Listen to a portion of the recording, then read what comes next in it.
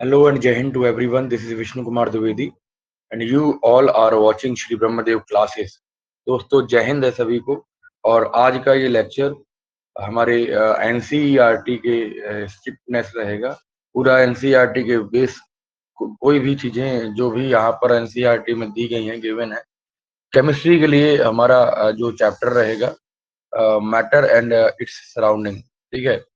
वहां पर chapter number 2 है ये क्लास 9th के लिए। तो ये डिटेलली डिस्कस करेंगे, बहुत सारी चीजों को ऊपर चर्चा करेंगे। बने रहेंगे हमारे साथ अंत तक। जो भी दोस्त सीबीएसई 9 to 12 तैयारी कर रहे हैं, इसके अलावा नीट और जेडबलई के लिए प्रिपरेशन कर रहे हैं, ऐसे एस्पिरेंट्स हमारे चैनल को सब्सक्राइब कर सकते हैं। और बहुत ही उम्दा तरीके से डिटेल वे में हमारे लेक्चर्स होते हैं। दोस्तों मैं विष्णु कुमार द्विवेदी, आपका मेंटर, आपको ये सजेस्ट करता हूं कि हमारे चैनल पे अगर जो भी चीजें आ रही हैं वो ऑथेंटिकेटेड हैं दोस्तों, ठीक है। एनसीईआरटी को प्रिस्क्राइब करते हैं हम और उसी को फॉलो करते हैं। तो बिना किसी देरी के स्टार्ट करेंगे दोस्तों। अगर ये सेशन अच्छा लगता है तो आप लाइक जरूर करिएगा, ठीक है। सब्सक्राइब नहीं करते हैं, सब्सक्राइब जरूर करिएगा दोस्तों। चलिए बिना किसी देरी के हम स्टार्ट करेंगे अपना लेक्चर। आप अंत तक बने रहेंगे जिससे आपको और भी आसानी हो, पढ़ने में डिटेल में समझ में आएगा दोस्तों। ये मेरी जिम्मेदारी है। आइए चलते हैं।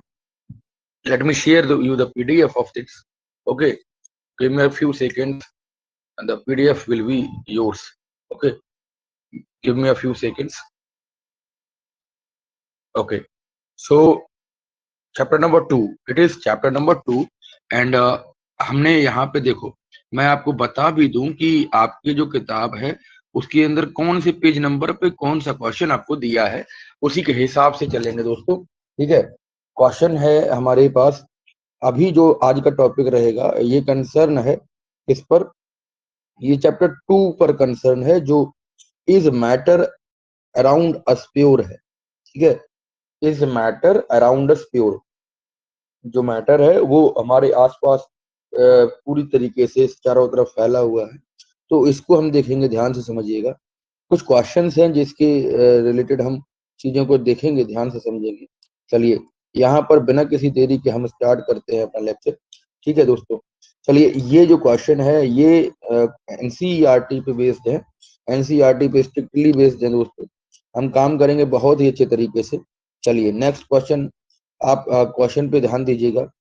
पेज नंबर 15 पर आपकी एनसीईआरटी पे जो पेज नंबर 15 है वहां पर कुछ क्वेश्चंस आपको दिए होंगे। ये इंटेस्ट क्वेश्चन होंगे दोस्तों, याद रखिएगा। इंटेस्ट क्वेश्चन का मतलब दोस्तों ये होता है कि चैप्टर के अंदर थोड़े से क्वेश्चंस आपको दिए जाते हैं पैरा वाइज, और जो है कंटेंट एक दो चैप्टर, जैसे मान लीजिए चैप्टर के अंदर एक दो पेज आपने पढ़ा उसके रिलेटेड क्वेश्चंस होंगे, उसको इंटेस्ट क्वेश्चन कहा जाता है।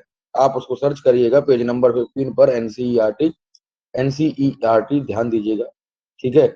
उसके पेज नंबर 15 पर आपको यहाँ पर अगर हम बात करेंगे दोस्तों क्लास 9th, ठीक है, क्लास 9th की केमिस्ट्री के लिए क्वेश्चन है, केमिस्ट्री का पार्ट है, ठीक है दोस्तों, याद रखिएगा।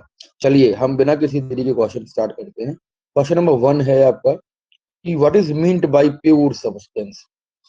सपोज दैट यहाँ पे मैं कुछ बताना चाहूंगा। प्योर सब्सटेंस ऐसे सब्सटेंस होते हैं दोस्तों जिनमें कोई दूसरा एटम या दूसरे एलिमेंट नहीं इन्वॉल्व होते हैं, ठीक है। प्योर सब्सटेंस ऐसा सब्सटेंस होता है, जैसे मान लीजिए अगर हम आयरन के मेटल की बात करें, Fe के मेटल की बात करें, तो उसमें जितने भी एटम होंगे सारे Fe के होंगे, ठीक है, सारे बेटा Fe के होंगे, कोई दूसरा एटम नहीं होगा। जैसे अगर गोल्ड है तो अगर प्योर गोल्ड बात करें 24 कैरेट होता है। अगर हम इसको बात करेंगे दोस्तों तो यहाँ पर अगर हम बात करें 24 कैरेट गोल्ड है, उसमें कोई दूसरी मेटल या दूसरे एलॉयज मिक्स नहीं होते हैं, याद रखिएगा, ठीक है। इन सभी बातों को ध्यान से समझिएगा कि यहाँ पर जो प्योर सब्सटेंस हैं उसका मतलब क्या है। Pure substances are those substances which only consist of one type of element और एटम और मॉलिक्यूल। क्लियर है, बातें समझ पा रहे हैं। तो जैसे एग्जाम्पल के लिए बताया मैंने, ठीक है, जैसे मान लीजिए कॉपर है, एल्युमिनियम है, फेरस है, इसके अलावा कुछ और चीजें हैं, जैसे गोल्ड है 24 कैरेट का, उसमें कहीं ना कहीं दूसरे कंपाउंड नहीं मिले होते हैं, ये भी ध्यान रखेंगे। चलिए अब हमारा नेक्स्ट क्वेश्चन रहेगा दोस्तों ठीक है, ये समझ आया, बहुत अच्छे से समझ आया। यहाँ पर इन्होंने लिखा भी है कि ऐसे सब्सटेंस जो सिंगल टाइप ऑफ पार्टिकल से बने होते हैं उनको हम प्योर सब्सटेंस कहते हैं। जैसे हाइड्रोजन गैस है, ठीक है, पानी के मॉलिक्यूल हैं। इसके अलावा हम प्योर कोई भी चीज होती है उसको हम यहाँ पे उसको हम सारी चीजों को कह सकते हैं। All the elements and compounds are considered to be pure. ठीक है, वही चीज मैंने बताई थी कि जितने भी एलिमेंट हैं या जितने भी कंपाउंड हैं उनको हम प्योर मान सकते हैं। क्लियर है दोस्त, समझ पाए? ठीक है, चीजों को समझ पा रहे हैं? क्वेश्चन नंबर नेक्स्ट आपके पास होगा। क्वेश्चन नंबर नेक्स्ट जो है, देखिएगा ध्यान से। एरा list the point of difference between homogeneous and heterogeneous. First of all I want to say this, what is homogeneous and heterogeneous? Homogeneous compounds are those compounds. आप एक कॉपी और pen लेके बैठिएगा दोस्तों, बिना कॉपी और पेन के नहीं बात बनेगी। ठीक है दोस्तों, कॉपी और पेन लेकर जब बैठेंगे ना तो चीजें और अच्छे से समझ आए। अगर हम बात करें, यहाँ कह रहा है डिफरेंसेस बताने हैं, कुछ पॉइंट्स में डिफरेंसेस बताने हैं, एक दो पॉइंट, चार पॉइंट बता सकते हैं। तो यहाँ पर बात करेंगे सबसे पहले होमोजीनियस क्या होता है। दोज सब्सटेंस या those mixtures are homogeneous in which the particles, that means अगर हम सॉल्यूशन की बात करेंगे, अगर हम सॉल्यूशन की बात करेंगे दोस्तों, इसके अंदर सॉल्यूट होता है और एक होता है सॉल्वेंट। ठीक है, तो जो चीजें छोटे मात्रा में थोड़े मात्रा में मिलाई जाती हैं, ठीक है, या हम कहें जिसको मिलाया जाता है उसको सॉल्वेंट, उसको सॉल्यूट कहा जाता है दोस्तों, माफ कर दीजिएगा। ठीक है, अगर हम बात करें सॉल्वेंट की, ठीक है, सॉल्वेंट क्या है? सॉल्वेंट, ठीक है, सॉल्वेंट दोस्तों जिसमें डिसॉल्व किया जाता है किसी भी सॉल्यूट पार्टिकल को, वो सॉल्वेंट कहलाता है। ठीक है, अगर हम बात करें इस चीज की तो होमोजीनियस जो है, होमोजीनियस ऐसे मिक्सचर्स होते हैं जिनके अंदर सॉल्यूट पार्टिकल जब डिसॉल्व किए जाएंगे तो they will be completely dissolve and mix together. ठीक है, they can not be separated from one another by any filtration method और any other separation method. Clear है? अगर हम बात करें हेट्रोजीनियस की, तो हेट्रोजीनियस जो मिक्सचर्स होते हैं दोस्तों, they are such type of substance और mixtures that can not be dissolve completely. जैसे सैंड और जो है आपका पानी का मिक्सचर्स है, तो आपने जब मिक्स किया है, then what would happen, mix के जब मिक्स करेंगे तब वो जब कोलाइड करेगा, मतलब जब घूमेगा ना पूरे सॉल्यूशन में, तब तक तो वो सही है, मिक्स हो जाएगा थोड़ी देर के लिए, फ्यू सेकंड्स के लिए। बट जैसे ही आप थोड़ी देर के लिए उसको रेस्ट पे रखेंगे, स्टेशनरी रखेंगे, या फिर हम कहें उसको कांस्टेंट छोड़ देंगे, देन सारी जो रेत है यानी कि वो सारी की सारी नीचे बैठ जाएगी। तो ऐसे सब्सटेंस जिसमें सॉल्यूट और सॉल्वेंट मिक्स नहीं होते हैं, ठीक है, ऐसे मिक्सचर्स जिसमें हम सॉल्यूट और सॉल्वेंट मिक्स नहीं हो सकते हैं, इनको हम हेट्रोजीनियस मिक्सचर्स कह सकते हैं। ठीक है दोस्तों, अगर हम एग्जाम्पल की बात करेंगे दोस्तों, तो होमोजीनियस का मिक्सचर्स होता है शुगर और वाटर का मिक्सचर। ठीक है, शुगर और वाटर का मतलब शरबत बना लिए, फिर हम छन्नी से छान देंगे, मीन्स फिल्टर पेपर से फिल्ट्रेशन प्रोसेस कर देंगे, तो वो तब भी जो है कहीं ना कहीं अलग नहीं होगा।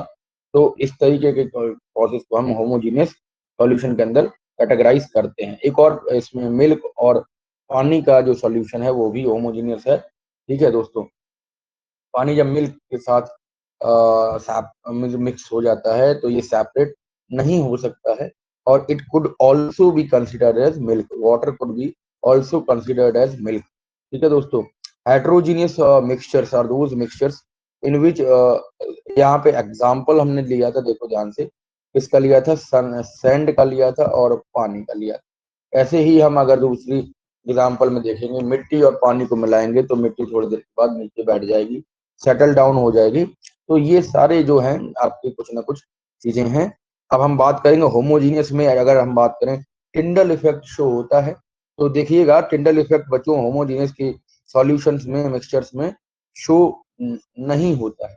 But heterogeneous solutions, heterogeneous mixtures के जो सॉल्यूशन होते हैं, है ना, या मिक्सचर्स होते हैं, उनके अंदर हम अगर टिंडल इफेक्ट शो कराना चाहें तो वहां पर सारे जो पार्टिकल्स हैं वो विजिबल होते हैं। ये कुछ ऐसे डिफरेंसेस हैं दोस्तों तो आपको यहाँ पर मिल सकते हैं। ठीक है दोस्तों, बात समझ पा रहे हैं। अगर हम बात करें यहाँ पर कुछ चीजें हैं, एक बात बहुत इंपॉर्टेंट दोस्तों कि पानी और जो मिक्सचर है, ठीक है, पानी का जो पानी के साथ सॉल्ट का मिक्सचर है वो भी कहीं ना कहीं एक हमारा होमोजीनियस मिक्सचर कहलाता है। यानी कि जो एलॉय है वो भी कहीं ना कहीं मिक्सचर्स होते हैं और होमोजीनियस मिक्सचर्स होते हैं।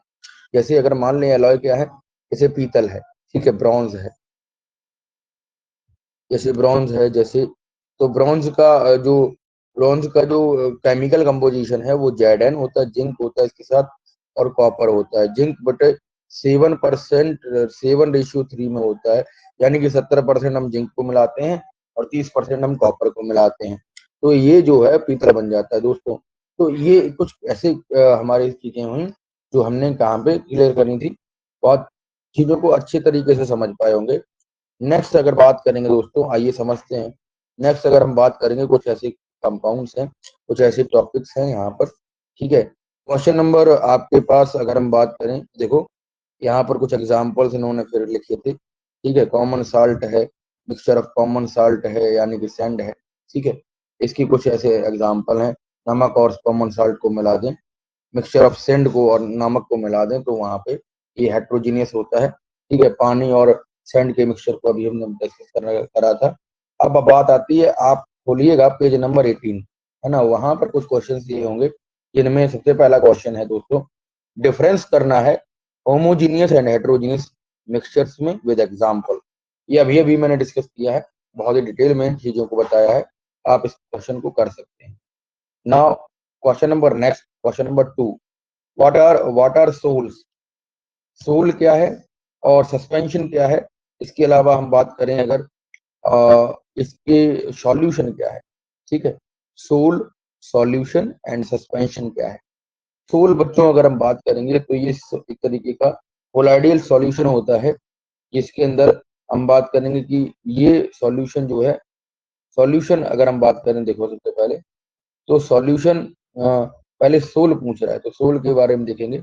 सोल जो दोस्तों है, ये एक तरीके का कोलाइडियल सॉल्यूशन है और ये हाइड्रोजीनियस होता है। अगर हम बात करें तो टिंडल इफेक्ट इसमें शो होता है। क्लियर है दोस्तों, समझ रहे हैं।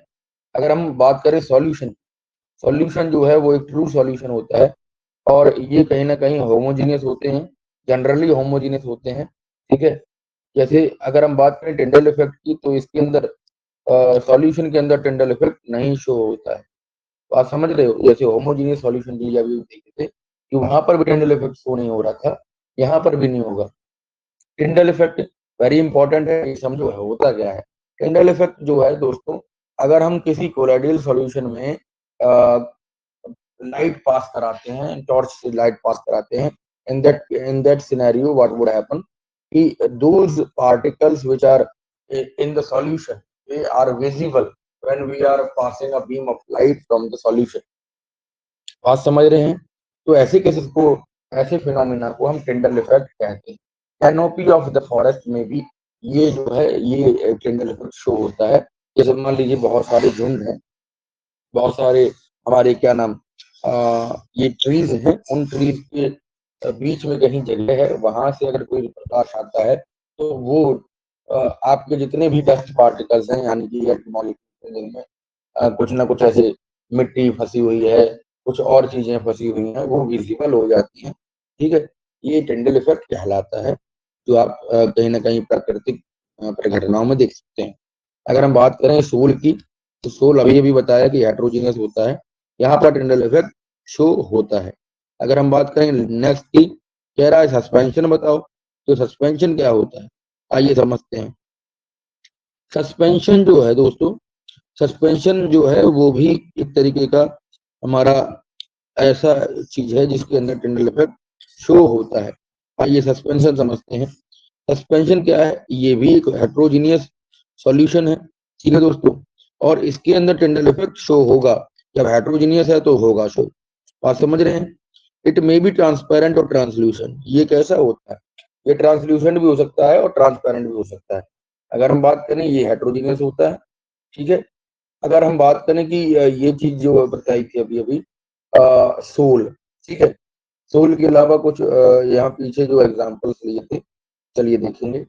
सोल, हाँ सोल जो है दोस्तों, इसमें हम अगर बात करें सोल जो है, उसमें सबसे बड़ा बात आता है, सबसे इम्पोर्टेंट, मिल्क ऑफ मैग्नीशिया के बारे में।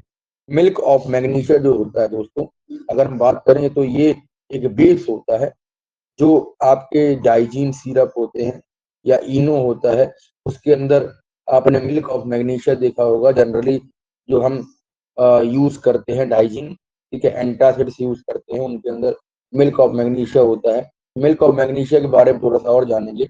इसका केमिकल फॉर्मूला होता है MgOH का होल ट्वाइस, ठीक है। MgOH मतलब होता है magnesium hydroxide. Magnesium hydroxide is basically milk of magnesia, इसका कॉमन नेम है।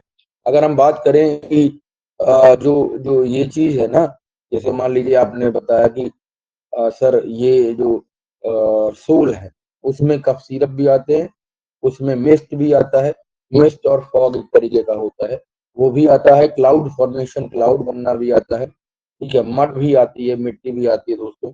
ये कुछ ऐसे एग्जाम्पल्स हैं जो सोल के एग्जाम्पल हो सकते हैं। चलिए, यहाँ पर बातें क्लियर हुई।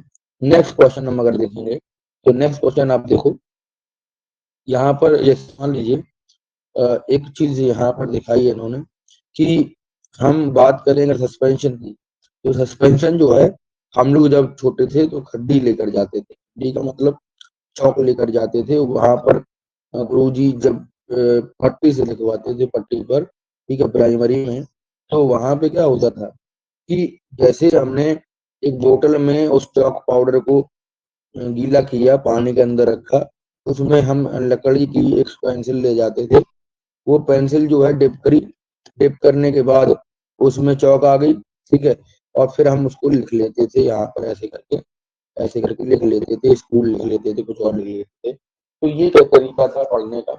अगर हम बात करें चौक इन वाटर, जो वहां पर पानी की चौक जो हमने यहाँ डिजोल्व किया था, जो खड्डी डिजोल्व की थी, कैल्शियम ऑक्साइड डिजोल्व किया था, वो जो है वो कहीं ना कहीं आपका जो है सस्पेंशन का एक नाम आता है, सस्पेंशन हो सकता है दोस्तों। ये बात समझ रहे हैं। आइए कुछ और क्वेश्चन हैं जो आप डिस्कस करेंगे यहाँ पर हमारे साथ। कुछ और क्वेश्चन हैं जिसमें न्यूमेरिकल यहाँ पे दिए हैं ये, ठीक है।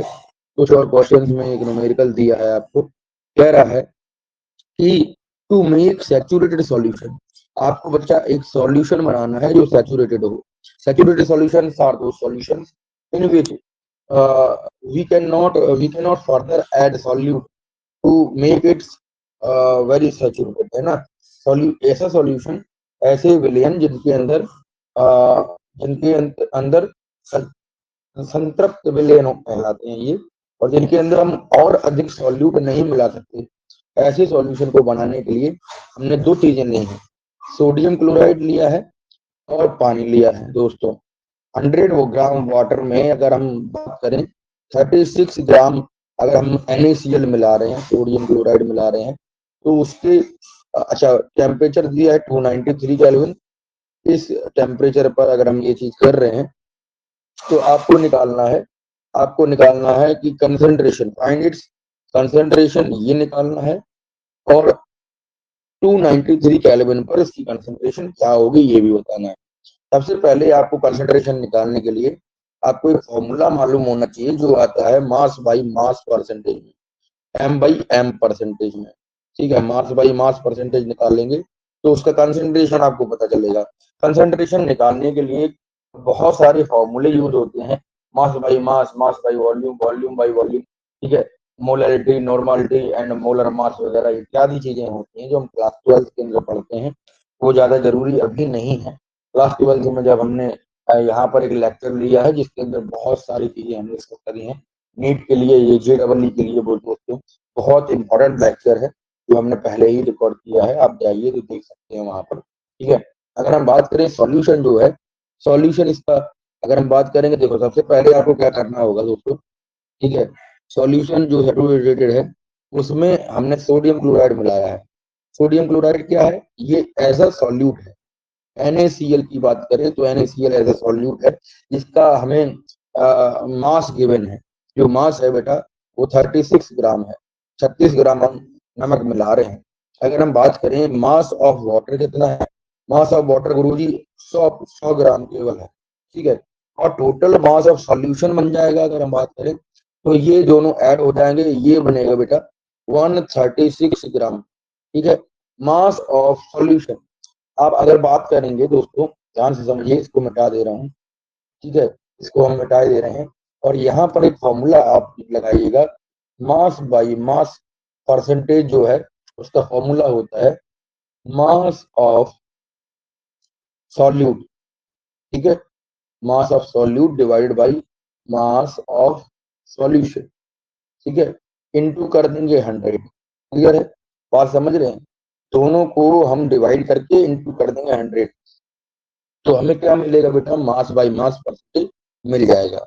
अब हम सॉल्यूशन की बात करेंगे तो सॉल्यूशन का मास कितना है, अभी अभी निकाले 136 ग्राम है, और 136 को 36 से डिवाइड जब करेंगे और 100 से मल्टीप्लाई करेंगे तो आपको कहीं ना कहीं ये इस तरीके से आपको 26.47 इस तरीके से आपको मिल जाएगा। ये बहुत ही इंपॉर्टेंट क्वेश्चन बन जाता है as for your NCERT syllabus.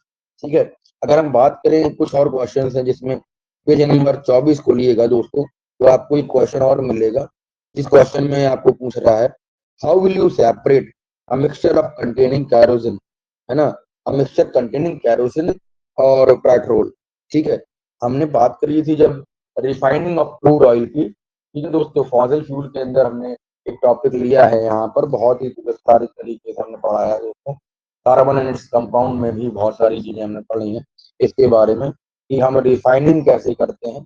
ठीक है, अगर हम बात करें सेपरेशन ऑफ मिक्सचर की, जहाँ पर कैरोसिन और पेट्रोल है दोस्तों, वो सेपरेट करना है, तो इट इज वेरी इंपॉर्टेंट कि अगर क्रूड ऑयल है उसमें ये एक बायो प्रोडक्ट्स होते हैं दोस्तों, और उन बायो प्रोडक्ट्स में अगर हम बात करें तो जो चीजें हैं जैसे कैरोसिन है, पेट्रोल है, गैसोलीन है, कुछ और बाय प्रोडक्ट्स हैं जैसे कोल जार है, जैसे ग्रीस है ना, इसके अलावा अगर हम बात करें डीजल है, पेट्रोल है, तो वहां पर ये इस तरीके का सॉल्यूशन है जिसमें पेट्रोल और कैरोसिन दोनों मिले हैं।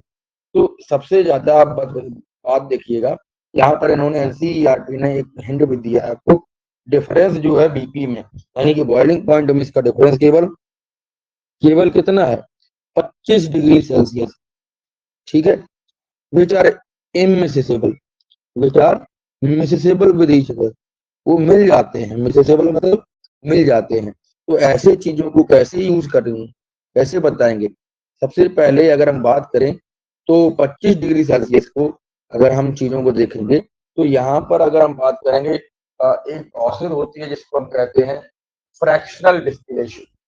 फ्रैक्शनल डिस्टिलेशन में ऐसे सॉल्यूशन को हम अलग करते हैं, ऐसे क्रूड ऑयल को, जैसे मान लीजिए कच्चे तेल को हमें अलग करना है, कच्चे तेल से हमें पेट्रोल निकालना है, डीजल निकालना है, बहुत सारे बाय प्रोडक्ट जैसे कैरोसिन निकालना है, तो उसमें हम क्या करेंगे, उसमें फर्नेस होता है दोस्तों, और फर्नेस के अंदर अलग अलग फ्रैक्शंस बने होते हैं।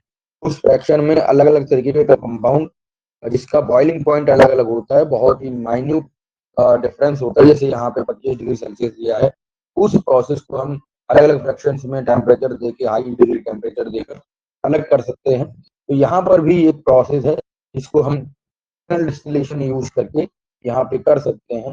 It is very important how we can separate, so we can separate this kerosene and petrol combination by the fraction distillation. In that fraction could be made and we will give the temperature, so we can separate this. Okay, we can अलग कर सकते हैं, अलग। ठीक है, अगर हम बात करें तो सिंपली यहाँ पे डिस्टिलेशन भी कर सकते हैं। ठीक है दोस्तों, बात कर रहे हैं, समझ रहे हैं चीजों को। चलिए नेक्स्ट क्वेश्चन करेंगे बात। देखो, ये बहुत, मेरा उद्देश्य केवल ये नहीं है कि आपको पढ़ा के निकल जाए, अगर दोस्तों निकल जाए, ये मेरा उद्देश्य नहीं है, आप समझिएगा।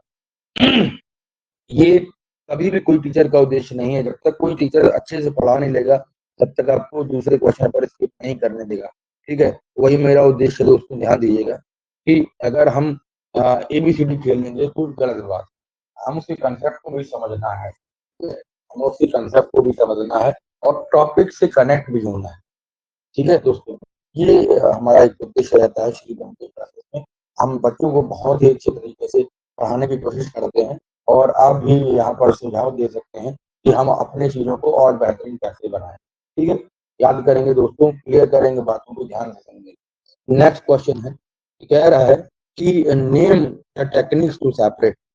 आप उन सभी बातों को बात करिएगा, उन सभी बातों को बताइएगा जिसमें हम कुछ चीजें हैं यहाँ पर देखिएगा कि कह रहा है कि ऐसी विधियों के नाम बताएं जिसमें कुछ प्रोसेस हैं, जैसे हमने बटर लिया है, कर्ड लिया है, इसके अलावा सी वाटर है, सी वाटर है जिसमें से हमें साल्ट अलग करना है, हमारे पास दही है उसमें से हमें मलाई अलग करनी है, बटर अलग करना है। ठीक है, इसके अलावा हमारे पास साल्ट और कैम्पर है। ठीक है, कपूर है और साल्ट है, इन दोनों को अलग करना है। तो सेपरेशन टेक्निक बताइएगा। Separation techniques can be generally, है ना, इट इज वेरी इंपॉर्टेंट और हम मेटलर्जी के अंदर पढ़ते हैं बहुत सारी चीजों के बारे में, सेपरेशन ऑफ सब्सटेंस के अंदर पढ़ते हैं बहुत सारी चीजों के बारे में। तो आप जनरली, ये तो घर में ही होता है, कर्ड जो है आपने जमाया, पूरी रात में जमा और सुबह मम्मी उसको क्या करती हैं, तो उसको मथानी से फेर देती हैं, तो एक बटर जो है यानी कि क्रीम जो है दोस्तों वो निकल आती है, इसको हम नैनो भी बोलते हैं। ठीक है दोस्तों, तो ये बटर जो है वो कर्ड से निकलता है और इस चीज को आप फिर बॉइल करके घी बना लेते हैं। क्लियर है, ये सेंट्रीफ्यूगेशन प्रोसेस है दोस्तों, याद रखेंगे सेंट्रीफ्यूगेशन प्रोसेस है। और वो सेंट्रीफ्यूगेशन प्रोसेस यानी कि एक ऐसी प्रोसेस होती है जिसमें हम बटर जो है वो कर्ड से निकाल लेते हैं। अगर हम बात करें सेंट्रीफ्यूगेशन की कुछ और एप्लीकेशन की, जिसमें आपका वॉशिंग मशीन का ऑपरेटिंग पूरा आ जाता है, जो सेंट्रीफ्यूगेशन के प्रिंसिपल पर डिपेंड करता है। अगर हम क्वेश्चन नंबर जो ऑप्शन नंबर सेकंड है दोस्तों, याद रखिए, सी वाटर फ्रॉम साल्ट। ठीक है, अगर हम साल्ट की बात करें, नमक हम जो है समुद्र के पानी से कैसे अलग कर सकते हैं। अगर हम बात करें कि अपर लेवल की, तो इसमें एक बहुत सारी बात, एक बहुत ही इम्पोर्टेंट जो है प्रोसेस आता है दोस्तों, इसको हम कहते हैं ऑस्मोसिस। ठीक है, ऑस्मोसिस क्या मतलब है कि अगर हम सबसे पहले डिटेक्ट ये करेंगे सी वाटर में किस जगह नमक का कंसंट्रेशन सबसे ज्यादा है, उस जगह फिर हम रिवर्स ऑस्मोसिस करके या ऑस्मोसिस का प्रोसेस करके जो है सी वाटर से सॉल्ट को निकाल सकते हैं। इसके अलावा अगर हम एक और चीज करेंगे दोस्तों, ध्यान दीजिएगा, सी वाटर में हम पहले कंसंट्रेशन चेक करेंगे कि साल्ट कहाँ पर ज्यादा है और उस जगह से पानी को भर लेंगे, सी वाटर को भर लेंगे और सी वाटर को हम जब एवापोरेट करेंगे यानी कि वाष्पन प्रक्रिया करेंगे, in that process what would happen, आप देख पाएंगे कि सॉल्ट जो है वो पानी जो है वो इवापोरेट हो रहा है और जो है सॉल्ट जो उसमें था कंसंट्रेशन में, वो सॉल्ट निकल के आ जाता है। ठीक है, ये भी एक तरीका है हमारे कहीं ना कहीं इसको सेपरेट करने का, नमक को निकालने का समुद्र के खारे पानी से। अगर हम बात करेंगे तो ये भी सही हो जाएगा।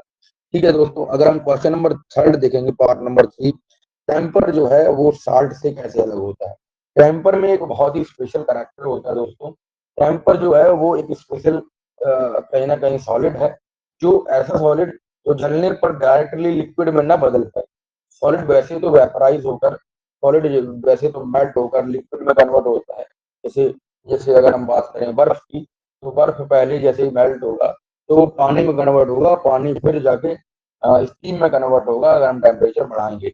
बट यहाँ पर अगर हम टेम्पर को जलाते हैं, जलाने का मतलब यार टेम्परेचर, तो it will directly convert into the vapour but not in the liquid.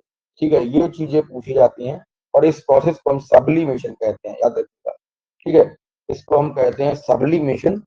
ठीक है, इस प्रोसेस से हम सॉल्ट को यानी कि नमक को टेम्पर से अलग कर सकते हैं। और होगा क्या, टेम्पर जो है वो जल जाएगा, जलने के बाद वो डायरेक्टली वेपर में कन्वर्ट हो जाएगा, तो साल्ट बचेगा, नमक बचेगा दोस्तों, वो आपको प्राप्त हो जाएगा। चीजें समझ पा रहे हैं कि नहीं, चीजों को बहुत अच्छे से क्लियर कर पा रहे हैं कि नहीं। चलिए, अगर हम बात मजा आ रहा है तो एक बार लाइक जरूर करिएगा दोस्तों, लाइक जरूर करिएगा दोस्तों। चलिए बात करेंगे कुछ और क्वेश्चन की। ठीक है, कुछ और क्वेश्चन की बात करेंगे। देखो क्वेश्चन नंबर 3 आपको दिया है, याद रखिएगा। क्वेश्चन नंबर 3 कह रहा है कि mixtures are separated by techniques. Of crystallisation. ऐसे कुछ मिक्सचर्स बताइए जो हम क्रिस्टलाइजेशन प्रोसेस करके अलग कर लें कई सारी चीजों को, ठीक है, उनके क्रिस्टल्स को अलग कर लें। तो आप देखे होंगे अगर आप बारात में जाएं और कहीं ना कहीं आपको रसगुल्ले वगैरह खाने को मिलेगा, अगर वो चीज जो चाशनी है, ठीक है, शुगरी जूस है, मतलब कहीं ना कहीं चाशनी इसको कह सकते हैं, उसमें से अगर आपको क्या निकालना हो, उसमें से अगर आपको क्या निकालना हो दोस्तों, क्रिस्टल्स निकालने हो, शुगर के क्रिस्टल्स निकालने हो, तो what could be the very important चीज कि उस सॉल्यूशन को आप क्या करेंगे, you can give the temperature and उसको फिर थोड़ी देर के लिए ठंडा होने देंगे। जिससे होगा क्या दोस्तों, क्रिस्टल्स जो हैं मतलब हमारे किसके शुगर के क्रिस्टल्स हैं, ठीक है, तो वो क्रिस्टल्स कन्वर्ट हो जाएंगे, है ना, दानों में यानी क्रिस्टल्स में। ठंडा करेंगे, कूल डाउन करेंगे, पर टेम्परेचर देंगे, हाई करेंगे, बॉइलिंग करेंगे उसकी, और बॉइलिंग करने पर पानी निकल जाएगा दोस्तों, और जो क्रिस्टल्स हैं वो आपके बच जाएंगे। याद रखिएगा, कूल डाउन भी करना होता है। It is very important process to separate the मतलब crystals from the solution. Clear है दोस्तों, समझ आ रही बातें? इतनी बातें समझ आई हैं, ठीक है। अगर हम बात करें कुछ ऐसी चीजों की जो इनसॉल्यूबल और सॉल्यूबल इम्प्योरिटीज को मिलाए हुए हैं, उसको हम क्रिस्टलन नेचर कह सकते हैं, और ऐसी चीजों को हम क्रिस्टलाइजेशन से अलग कर सकते हैं। बात समझ पा रहे हो कि नहीं? चलिए नेक्स्ट क्वेश्चन हम बात करेंगे, देखो ध्यान से। कुछ और चीजें हैं जो हम यहाँ पे डिस्कस करेंगे। क्लियर है दोस्तों, समझ रहे हैं चीजों को? अगर हम बात करें कैन नॉट बी सेपरेटेड, देखो क्वेश्चन नंबर 4 आपको हम देखें। क्वेश्चन नंबर 4 कह रहा है कि classify the following activities just like a chemical and physical change. कौन कौन सी ऐसी चेंजेस हैं जिनमें केमिकल चेंज है, ठीक है, रासायनिक परिवर्तन परिवर्तन है, रासायनिक परिवर्तन है, या फिजिकल चेंजेस है, यानी कि जिसमें भौतिक परिवर्तन है। हिंदी मीडियम वाले भाषा की भी समझेंगे, ध्यान से समझेंगे दोस्तों। So in that case what would happen, कुछ ऐसे एग्जांपल्स आपको दिए हैं। आइए एक एक करके सारे एग्जांपल क्लैरिफाई करेंगे। सबसे पहला कह रहा है cutting down of trees. Cutting down of trees, tree को कट डाउन कर दिया है, काट दिए हैं, तो it is a physical change, ठीक है।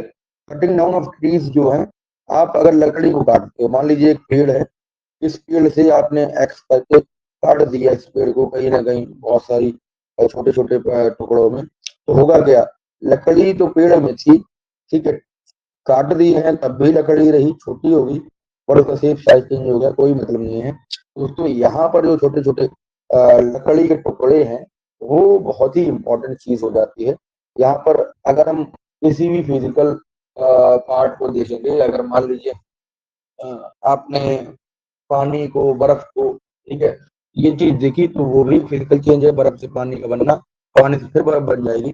ऐसे ही पेड़ से हम काट कर लकड़ी अलग कर सकते हैं छोटे छोटे, और उसको फिर हम लकड़ी को जो है वो रहेगी लकड़ी ही, उसके फिजिकल प्रॉपर्टीज में कोई भी चेंज नहीं आएगा। इस वजह से हम इसको फिजिकल चेंज कह सकते हैं, ठीक है दोस्तों। नेक्स्ट क्वेश्चन है दोस्तों, आप समझिएगा। नेक्स्ट क्वेश्चन कह रहा है melting of water in A pan.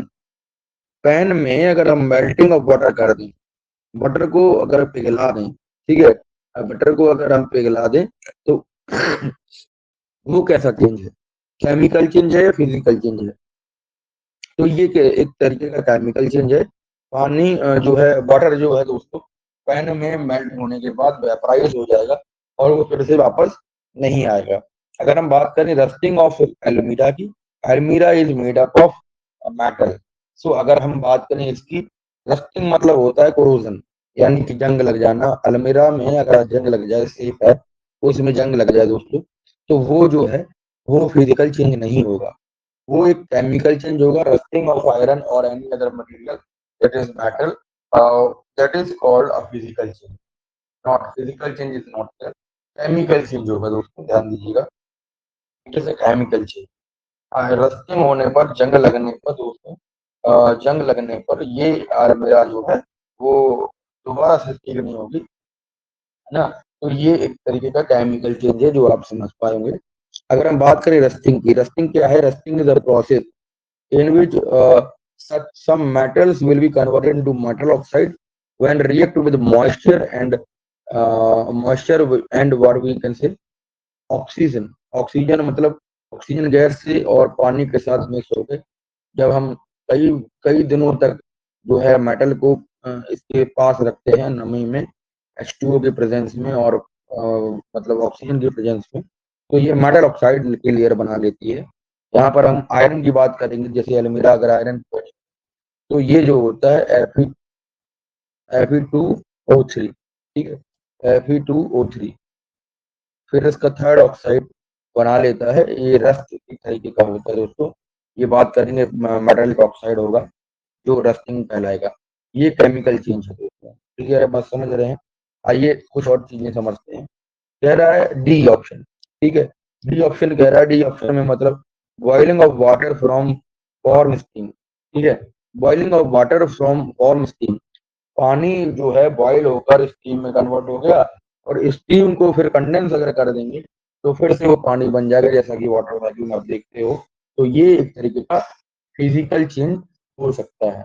ये बातें क्लियर हो रही हैं साथियों से, हम ध्यान से समझेंगे। ये चीजें बहुत इंपॉर्टेंट है दोस्तों।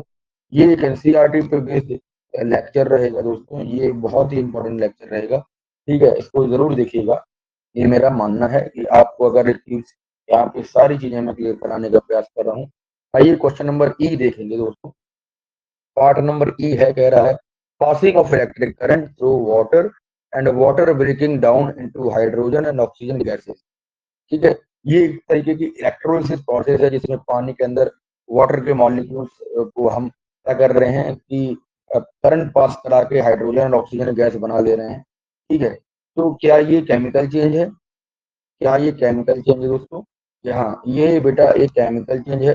बिकॉज ये जो केमिकल चेंज इस वजह से है कि अगर हम बात करें तो ये केमिकल चेंज इस वजह से है कि इसमें आपकी जो प्रॉपर्टीज हैं, मतलब केमिकल प्रॉपर्टीज हैं, वो पानी जो है उसकी कुछ अलग केमिकल प्रॉपर्टीज हैं। यहाँ पर जब ये हाइड्रोजन और ऑक्सीजन गैस में कन्वर्ट हो जाएगा तो ये गैस बन जाएगा, गैसियस प्रॉपर्टीज अलग होती हैं। तो passing of current to make the water to hydrogen and oxygen, it will be a what we can say, it will be a chemical change, रासायनिक परिवर्तन हो सकता है। ये बातें समझ पा रहे हो कि नहीं? चलिए क्वेश्चन नंबर एफ है, question number F part F है, कह रहा है डिजोल्व करेंगे पानी को नमक के साथ, तो वहां पर नमक को पानी के साथ या पानी को नमक में डिजोल्व करेंगे, ठीक है, तो उसमें जो है वो कैसा चेंज है? वो कैसा चेंज है दोस्तों? ये एक तरीके का हमारा पानी से हम किसी भी नमक को घोलेंगे, ठीक है, तो हम उसको अलग नहीं कर सकते, ठीक है। वो अलग बात है कि हम सेपरेशन टेक्निक इस्तेमाल कर रहे हैं और कहीं ना कहीं जो आपने मतलब एवापोरेशन किया था उससे अलग हो जाएगा। बट यहाँ पे तो कह रहा है कि केवल फिजिकल और केमिकल चेंज बताइए, तो ये जो है वो एक केमिकल चेंज है दोस्तों।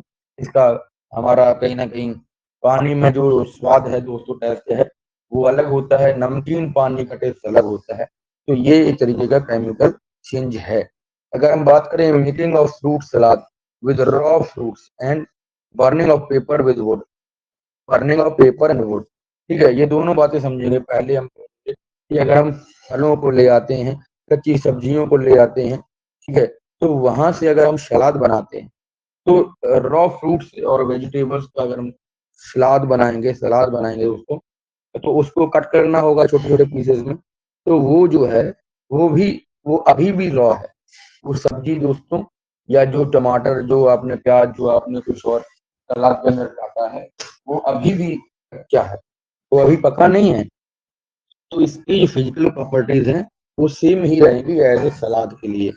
बात समझ पा रहे हैं कि नहीं? चलिए क्वेश्चन नंबर जो लास्ट पार्ट रह गया है इस क्वेश्चन के अंदर, इसमें कह रहा है burning of paper and would. जब किसी पेपर को दोस्तों और जब कभी लकड़ी को जलाते हैं तो वो ऐश में कन्वर्ट हो जाता है, या तो लकड़ी को जलाएंगे तो कोयले में कन्वर्ट हो जाएगा। ये एक तरीके का केमिकल चेंज है, रासायनिक परिवर्तन है दोस्तों, ठीक है। परिवर्तन मतलब होता है चेंजेस, ठीक है। These are the two very important changes, physical and chemical changes. आप बात को समझ पा रहे हैं? ध्यान से समझेंगे दोस्तों, ठीक है। अगर हम बात करें कुछ और चीजों की, इसमें आता है कि आप अगर किसी चीज को जलाते हैं, जैसे राइपनिंग ऑफ फ्रूट। देखो मैं अपनी तरफ से आपको एक एग्जांपल दे रहा हूँ कि ripening of fruit, ripening of fruit, ripening of fruit में अगर हम बात करेंगे तो ये पहले तो क्या हुआ, पहले कच्चा था, इसके अंदर जो केमिकल प्रॉपर्टीज थी वो सोरनेस थी इसके अंदर, ठीक है, खट्टापन था। बट जैसे जैसे वो राइप हुआ है, ठीक है, जैसे अम्मियाँ भी आ रही हैं, तो उसमें अगर हम बात करेंगे, ये आम जो है वो पक जाता है।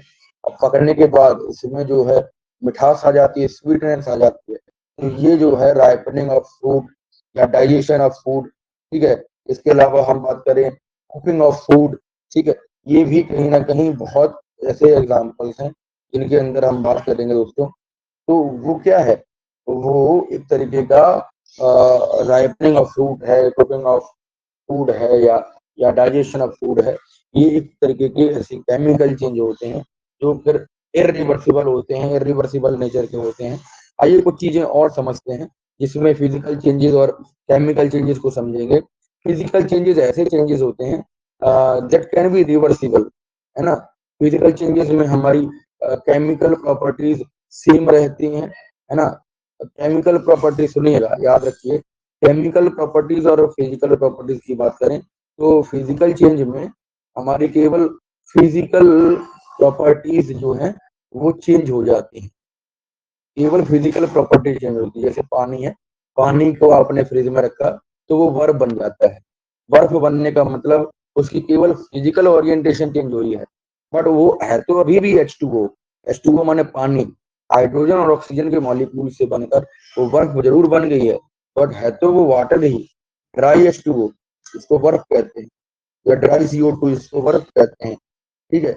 वो वो है तो H2O ही, मतलब जो कंपोजिशन है वो सेम है, ठीक है। तो अगर हम बात करें फिजिकल प्रॉपर्टीज की, तो फिजिकल प्रॉपर्टीज या फिजिकल चेंजेस की, भौतिक परिवर्तन की, तो उसके अंदर हम बात करेंगे दोस्तों, तो ये जो है इरिवर्सिबल नहीं होते हैं, ये रिवर्सिबल चेंज होता है, ट्रांसफॉर्म कर सकते हैं एक दूसरे से, ठीक है। अगर हम बात करें किसकी, जैसे मान लीजिए आपने टीयरिंग ऑफ पेपर की बात करी, पेपर है आपके पास, फाड़ दीजिए उसको, तो है तो अभी भी पेपर, चाहे आपने उसको फाड़ दिया हो, टीयर कर दिया हो, बट वो उसकी जो प्रॉपर्टीज है उसकी वो चेंज नहीं हुई, है ना। फिजिकल प्रॉपर्टी चेंज हो गई है, बड़े से छोटा हो गया कागज, फिर भी वो है तो कागज ही।